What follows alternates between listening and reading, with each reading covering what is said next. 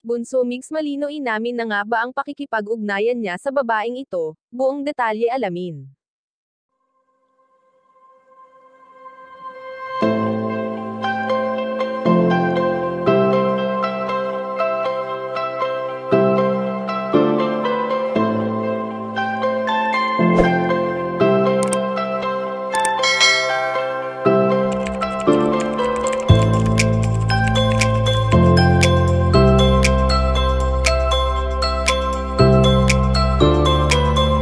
Kamakailan nga lang nang makita natin ang saya sa mga mata ni Bunso Mix Malino, dahil sa malimit nitong pagbabakasyon kasama ang mga mahal niya sa buhay.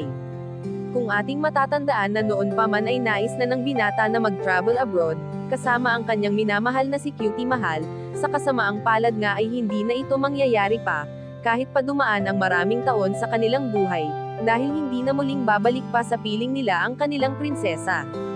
Bilang pagrespeto ni Bunso Mix Malino sa yumaong dating katambal, ay tinutupad pa rin nito ang mga plano na noon ay sabay nilang pinangarap.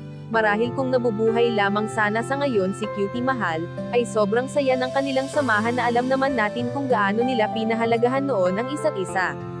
Kaya naman mahirap para sa mga Momix supporters na isipin na maghahanap pa muli si Bunso Mix Malino ng bagong makakasama sa buhay bukod sa dati nitong kapareha.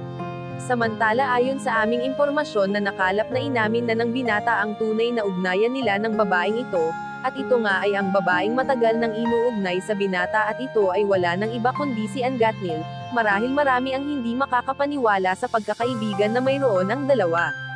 At kahit kailan ay hindi umamin si Bunso Mix Malino na may relasyon sila bukod sa pagkakaibigan lamang. Kayo mga ka-chika, anong masasabi nyo dito? Please leave the comment and don't forget to subscribe.